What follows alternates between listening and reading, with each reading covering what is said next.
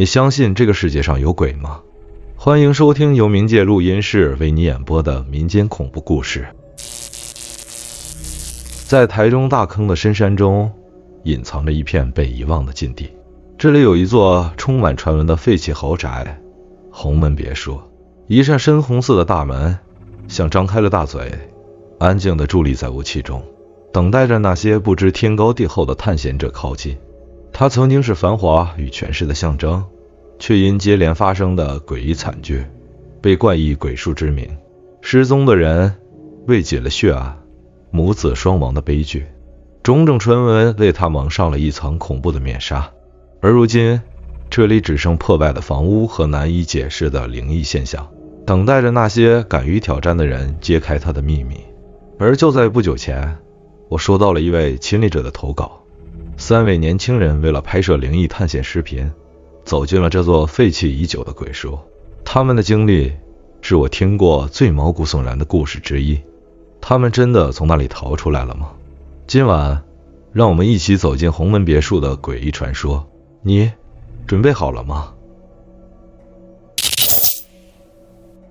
夜幕低垂，海中的大坑风景区渐渐被一层浓雾笼罩。远处的山林间，月光被乌云掩盖，连星星都仿佛不愿照亮这片土地。路边的树木高大而阴沉，枝叶像是低垂的黑影，在微风中沙沙作响，像是某种无声的低语。空气里弥漫着湿润的寒意，仿佛每一口呼吸都带着山林的潮湿气味。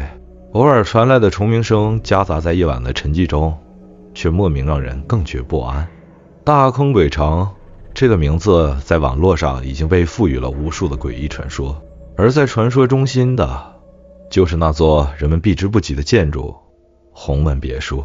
据说那扇厚重的红色铁门后藏着一段段不为人知的惨剧。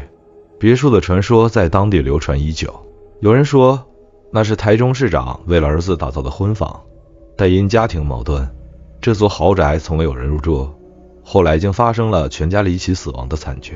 也有人说是一个富商将别墅改造成了私人会所，却因为某个深夜的入室凶杀案，整栋别墅被血染成了禁忌之地。传闻中，一名孩子曾在别墅的泳池里溺亡，而他的母亲因悲伤过度，在主卧中上吊自尽。有人甚至提到地下室，那是一个被封存的密室，里面关押着被诅咒的秘密。不论哪个版本，结局总是惊悚而令人不寒而栗。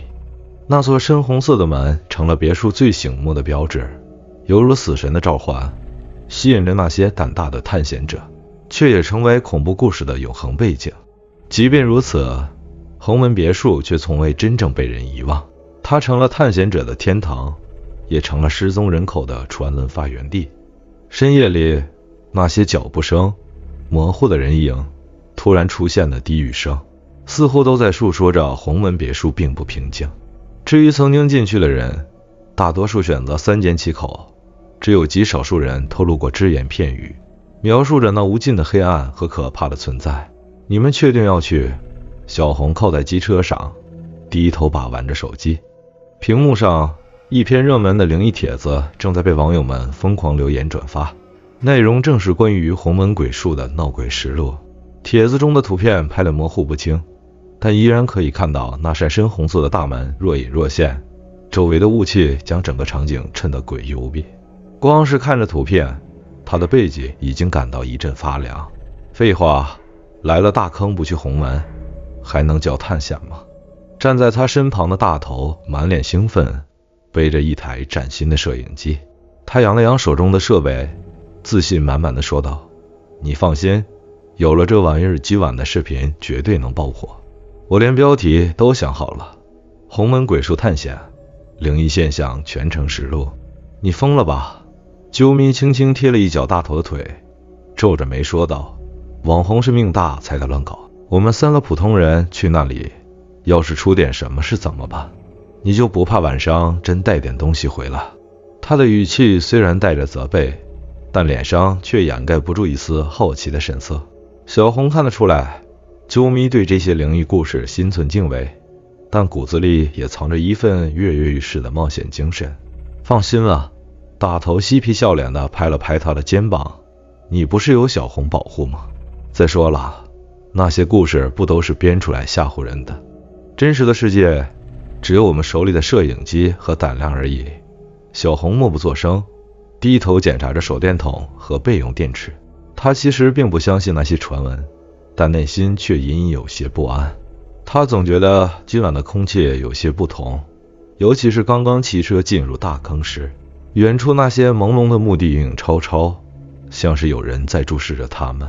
行吧，他抬起头看了一眼身旁的啾咪，也许是想在他面前表现出胆量，他强装镇定地说道，我们去看看，但别太深入，如果真的不对劲，我们立刻撤。啾咪摆了他一眼，嘴角却微微扬起，你别到时候第一个跑就行，跑了我背你。小红笑着回了一句，试图缓解气氛。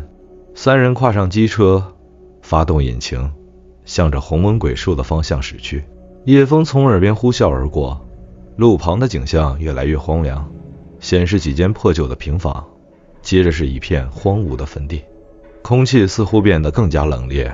啾咪不由得缩了缩脖子，夜风如刀割在脸上，凉意刺骨。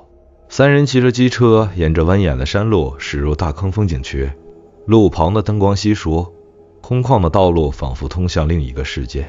引擎声低沉，偶尔压过一滩积水时发出的哧哧声，让这片寂静的山林显得更加幽深。前面好像是墓地吧？啾咪突然指向前方，微弱的月光下，隐约可以看到路旁散布着一座矮小的墓碑，旁边立着青岛的墓碑架，石板上爬满青苔，几株杂草在寒风中瑟瑟摇晃。别乱说话！小红压低声音，不自觉地打了个冷战。他总觉得这片墓地透着一股令人窒息的沉重感，就像那些被掩埋的亡灵仍在静静地注视着路过的人。搞不好等会儿还能看到墓碑会动。大头试图活跃气氛，脸上挂着不正经的笑容，但语气中却藏着些许的紧张。机车继续前行，不多时，他们经过了废弃的卡多里游乐园。生锈的摩天轮如巨大的骷髅，兀自耸立在一片荒芜中。斑驳的铁架在风中发出嘎吱嘎吱的怪响。那些腐烂的游乐设施像是被遗弃的怪物，埋伏在浓雾中等待猎物的靠近。就在这时，小红的耳边突然传来一声低沉的哼，那声音似有似无，就像是一个低沉的叹息，又仿佛是谁的喉音在轻轻警告。他下意识地回头看去，却发现路后空无一物，只有他的两个朋友跟在身后。小红，你干嘛？啾咪见他突然减速，有些不解地问。没事。小红迟疑了一下，心里说不出的怪异。他甚至怀疑刚才是自己的幻听，但那声音太过清晰，像是直接响在耳边。他咽了口唾沫，压下心中的不安，继续催动油门跟上前面的两人。大约10分钟后，他们停在了一条杂草丛生的小路尽头。远处，红门别墅的轮廓缓缓从浓雾中浮现出来，那是一座巨大的建筑，带着一种难以形容的孤寂感。它伫立在夜色下，仿佛与周围的环境格格不入。这就是传说中的红门鬼树啊！大头的声音在安静中显得突兀。他兴奋地举起摄像机，对准远处的别墅拍摄。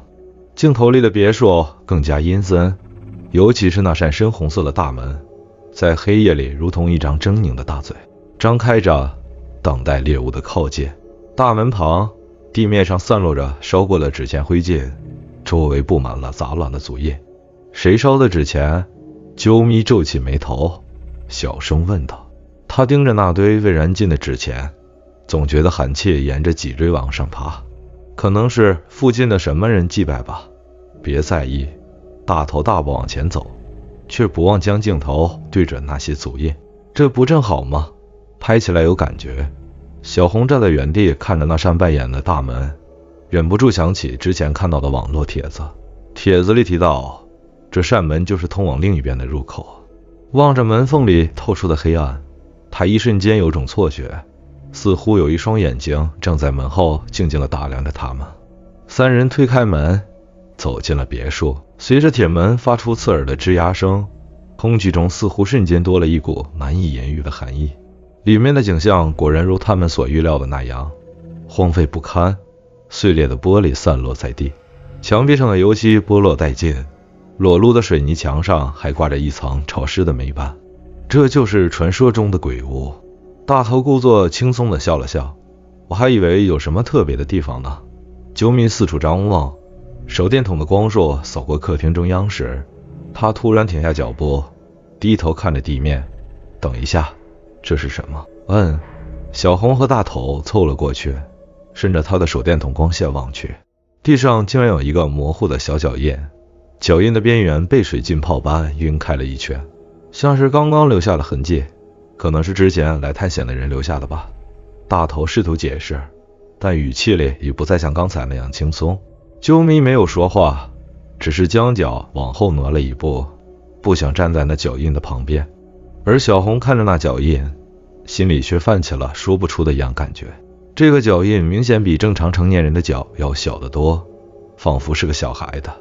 行了，别站着不动了，往里面走走看。大头一边说，一边举起摄像机继续往前。三人沿着破败的地板前行，脚步声在空荡的别墅里显得格外清晰，每一步都像是踩在某种隐形的存在上。小红的手电筒开始忽明忽暗，她皱了皱眉，拍了拍手电筒，发现光线依然不稳定。不会是你买的劣质品吧？九米小声抱怨。怎么可能？刚买的小红停下脚步，将备用电池拿了出来，准备更换。他打开手电筒后盖，看到里面的电池仍然满电，没有任何耗电的痕迹。奇怪，他喃喃道，但为了避免其他人担心，他没有多说，只是将手电重新装好。与此同时，大头的摄像机突然中断拍摄，屏幕上闪过一片雪花般的杂音，紧接着一个模糊的画面一闪而过，那似乎是一个孩子的脸，轮廓模糊不清，但可以看出眼睛很大，正直直地盯着摄像机。靠，这什么东西？大头盯着摄像机屏幕，按下回放键，却发现刚才那一段画面并没有记录下来。别吓我啊！啾咪站得离他远了些，显然心里已经开始发毛。没事，可能是设备出问题了。大头嘴上这么说，心里却打了个寒颤。他低声咕哝了一句，奇了怪了，刚才明明看见了。小红默默看着周围的环境，她的心跳越来越快，总觉得这栋别墅里有什么东西正在苏醒，悄悄注视着他们的一举一动。狭窄的楼梯吱嘎作响，每一步都像是惊扰了某种长眠的存在。小红举着手电筒，光线摇曳不定，墙壁上浮动着斑驳的阴影。她的脚步沉重，心中总有种不安的预感，就像是楼上有什么东西在等待着他们。你们有没有觉得这楼梯有点……啾咪话还没说完，空气中突然传来一阵急促的脚步声，啪嗒啪嗒啪嗒，那是赤脚奔跑的声音，从2楼传来，急促且杂乱。脚步声由远及近，越来越清晰，似乎正朝着他们的方向飞速冲来。大头迅速将摄像机对准楼梯转角处，低声兴奋道，快看快看，拍到了吗？小红下意识地屏住了呼吸，她死死盯着楼梯转角，手电筒的光柱抖得像水波一样。但就在那脚步声快要冲到他们面前时，突然停了。转角处只有冰冷的空气，什么都没有。什么鬼东西？大头看了眼摄像机，却发现刚才的一切根本没有被录下。他翻看记录，眉头紧锁。奇怪，明明摄像机开着，怎么会什么都没拍到？我们真的要继续上去吗？啾咪抓紧了小红的胳膊，声音里已经带着明显的颤抖。都到这里了，总不能半途而废。大头故作镇定，但连他自己都听得出来，他的语气已经没了刚才的轻松。三人小心翼翼地继续往上走，楼梯尽头的2楼走廊如同一条无尽的通道，黑暗中散发着一种令人窒息的压迫感。2楼的走廊两侧排列着许多紧闭的房门，木门斑驳，门框上满是划痕和干涸的污渍，门缝里不时透出一阵阵阴冷的气息，仿佛门后藏着什么不祥之物。在悄悄窥探着外面的动静。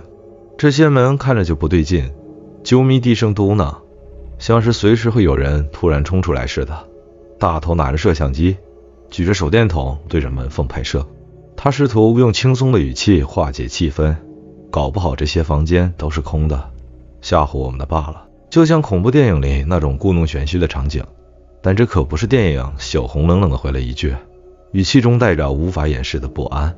他的眼神在走廊的深处游离，总觉得那尽头的黑暗里有一双眼睛在注视着他们，带着一种冷漠而压迫的目光。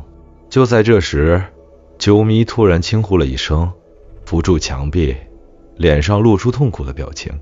怎么了？小红连忙转过头，扶住他。我的左脚突然扭了一下，好像有点使不上劲。他皱着眉，低头揉着脚踝。你刚刚踩到什么了吗？大头问。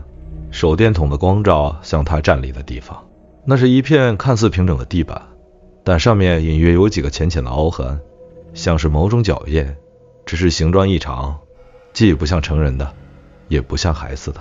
没事，可能是我没站稳吧。啾咪试图挤出一个笑容，但声音里的不安却暴露了他的真实情绪。三人继续沿着走廊往深处探去，每一步都显得愈发沉重，脚下的木板仿佛承载着某种无形的重量。走廊的尽头，黑暗深邃的如同一张巨大的嘴巴，正等待着吞噬他们。他们来到走廊右侧的一间房间，门虚掩着，手电筒的光透过缝隙射进去，照亮了房间内的部分场景。墙壁上一道道红色的手印触目惊心，像是无数只人血的手掌在无声地诉说着某种悲剧。这些是颜料吗？大头壮着胆子走进去，用手触摸墙壁。他的手刚一碰到，顿时浑身一颤，是湿的。他举起手，只见手指上沾着一抹暗红色的液体，在手电筒的光下闪着诡异的光泽。那液体粘稠而冰冷，散发着一股腐败的气味。别碰了！啾咪尖叫了一声，脸色苍白的如同一张白纸。他们的脚步声将地上的东西踢开，啾咪的手电照过去时，三人倒吸一口冷气。地上散落着破碎的娃娃碎片，每一个娃娃的脸都被撕裂，甚至连眼睛都被挖空，空洞的眼窝仿佛在盯着他们。这些娃娃是谁放的？小红低声喃喃，她的眼神已经有些飘忽不定，冷汗顺着额头往下滑。啾咪正要说话，突然他的身体猛地一晃，像是被什么看不见的力量推了一把，直接撞在墙上。他吃痛地发出一声闷哼，随即惊恐地看向四周。谁推了我？没有人。大头喊道，他的眼神充满恐惧，但手里的摄像机却仍然在颤抖着记录下这一切。这里有东西，真的有东西。啾咪的声音几乎带着哭腔，他踉跄地站起来，靠在小红身边。就在这时，小红的手电筒光线晃到走廊的尽头，他的目光猛然一凝，只见尽头的一间房门缓缓地打开，发出刺耳的吱呀声。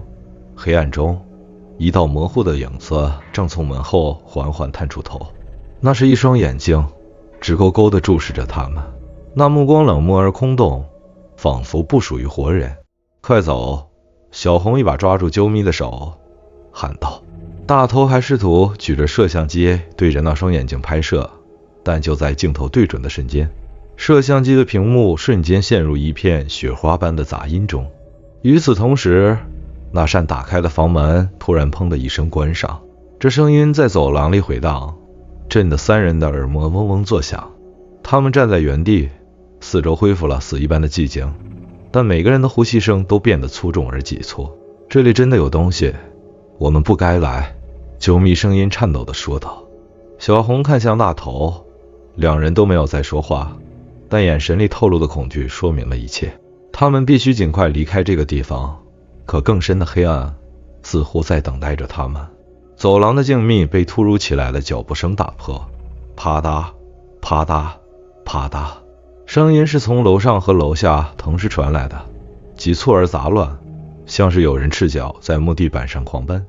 小红的后背瞬间涌上一股冷汗，她猛地回头，却只看到空荡的楼梯。那声音越来越近，越来越清晰，仿佛有两股力量正从上下包围他们。他们要过来了！啾咪尖叫着，拉住小红的手，快找地方躲！大头喊道，手中的摄像机因剧烈的颤抖而几乎握不住。三人慌乱地四处寻找。忽然，啾咪的手电筒扫过走廊尽头，光线打在地板上，显现出一个隐秘的入口。木板已经被烧得焦黑，上面贴着几张泛黄的符纸，但符纸已经被撕裂，只剩下残片。入口的缝隙间透出一股冷冽的气息，像是地下深处有什么东西在呼吸。那是地下室？小红问，声音微微发颤。大头快步跑过去，试图搬开烧焦的木板，但木板却在他靠近前自己缓缓划开了，仿佛有一只无形的手从里面推开。三人站在原地，一时间不敢动弹。这怎么会自己打开？啾咪的声音如细线般颤抖。小红深吸了一口气，压下心底的不安。不管怎么回事，我们必须下去，不然我们会被困在上面。他们没再多想，一个接一个的跳进了地下室入口。就在木板缓缓闭合的瞬间，脚步声突然停了，只剩下三人急促的喘息和地下室幽深的寂静。地下室的空气潮湿的像水蒸气凝成了雾，每一口呼吸都像吞进了一团冰冷的阴云。墙壁上满是怪异的划痕和符号，有的像是凌乱的抓痕，有的则像某种古怪的文字，散发着压迫的气息。这是什么地方？啾咪紧贴在小红身边手电筒的光柱，颤抖着扫过墙壁，映出一个个模糊的阴影。中央的地板上摆了一个小孩的破旧玩偶，玩偶的衣服已经褪色，身体破烂，双眼上布满裂痕，那裂开的缝隙里像是嵌着某种黑色的光泽，隐隐透着寒意。谁会把这种东西放在这里？大头试探着靠近，手里的摄像机对准了那个玩偶。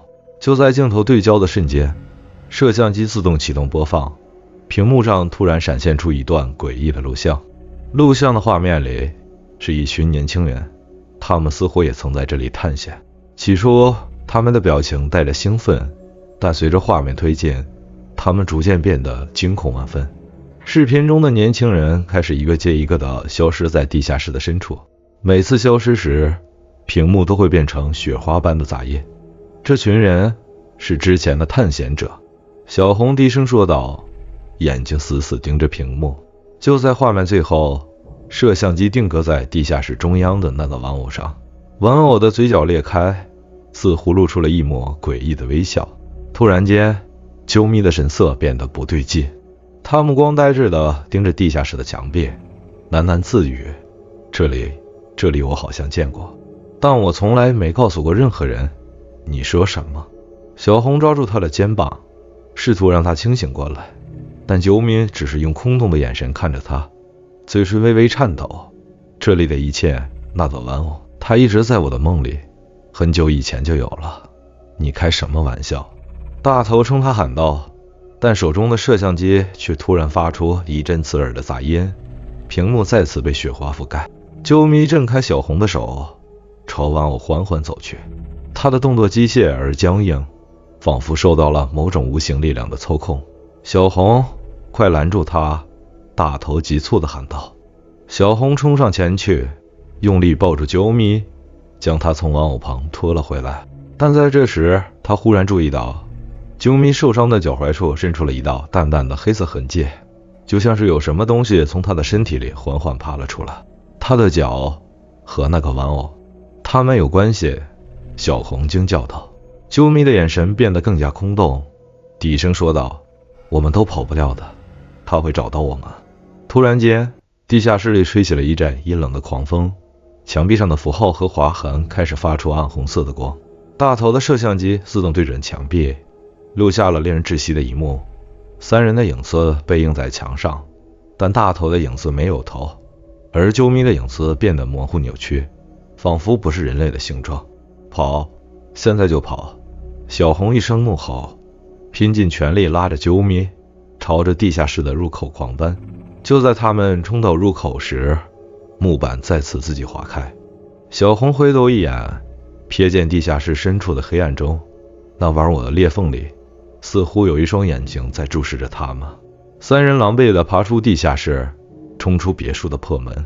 在月光下，他们拼命跑向停放的机车，直到冲上机车，发动引擎。风声和引擎的轰鸣终于将那种压迫感甩在身后。小红拼命扭动油门，手掌几乎因为用力而发麻，他的心脏跳得快要从胸口跳出来，脑中一片混乱。身后的红门别墅已被甩在浓雾中，但那份压抑感依旧紧紧缠绕着他。啾咪坐在后座，一反常态的沉默着，双手僵硬地搭在小红的肩膀上，他的头轻轻靠在小红背上，呼吸极轻，仿佛不曾存在过。大头紧随其后骑着另一辆机车，他不停回头张望，眼神里透着无法掩饰的恐惧。他们早已远离别墅，可小红却感觉到一股冰冷的视线依旧死死地定在他背后。别看后视镜，啾咪突然低声开口，声音虚弱又飘忽，像是从另一个空间传来。小红心中一紧，下意识瞥了一眼后视镜。后视镜里，别墅的影像不知为何依然清晰可见，那扇深红色的大门仿佛近在咫尺，而门后隐约有一道模糊的人影站立。这不可能！小红低声喃喃，冷汗顺着额角滑落。她强行撇开视线，专注于道路。可当她再一次不由自主地看向后视镜时，那个影像竟变得越来越近。大门缓缓敞开，像是张开了一张巨大的嘴。黑暗深处传来一阵低沉的呼唤：“我们真的逃出来了吗？”啾咪的声音再次响起，带着一丝空洞。他的头微微侧过，目光平静而陌生地看向小红。小红没敢回答，她脚下加速到极限，只想尽快离开这一切。几天后，小红躺在床上，耳边始终萦绕着红门别墅的记忆。她的手依旧紧张地攥着手机，指尖因为多日被难安眠而发冷。大头在探险后上传了他们当晚的视频，并发给了他一份链接，但小红迟迟没有勇气点开。他无法忘记啾咪的那句话：“我们真的逃出来了吗？”可好奇心最终战胜了恐惧。他颤抖着点开视频，屏幕上的画面让他的背脊骤然冰凉。起初一切看起来很正常，视频记录了他们进入别墅的过程，楼梯上的脚步声，墙上的手印，甚至啾咪受伤时的镜头都一一展现。可随着画面推进，小红发现了一个恐怖的异常：啾咪的身影不见了。他的声音依旧在，时而轻声交谈，时而喊叫，但屏幕里根本没有他的影像。视频中的场景里，啾咪本该站立的地方只剩一片空荡的阴影。怎么会？小红不敢相信自己的眼睛，她快进播放，双眼死死盯着屏幕。当视频推进到地下室的场景时，摄像机突然开始抖动，画面变得模糊，墙壁上的符号发出暗红的光，而镜头划过玩偶时，小红的眼睛猛地睁大，玩偶的裂缝里，那双眼睛似乎在动，直勾勾地盯着摄像机。而就在视频结束前一秒，墙壁上突然出现了一行血红的大字：“欢迎回来。”小红几乎摔掉手机，她拼命喘着气，手心满是汗。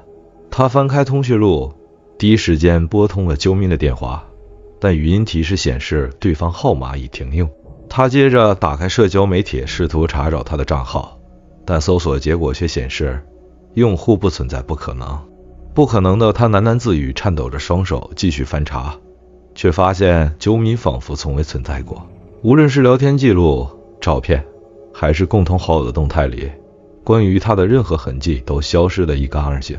他的呼吸越来越急促，胸口仿佛压着一块沉重的石头。就在此时，他听到耳边传来一阵低沉的男声，熟悉而冰冷，就像那里夜晚。你是下一个？小红猛然回头，卧室里空无一人，但墙上的镜子里隐约映出了一个模糊的身影。镜中的他面色苍白，双眼无神，而在他身后，一扇深红色的门缓缓打开。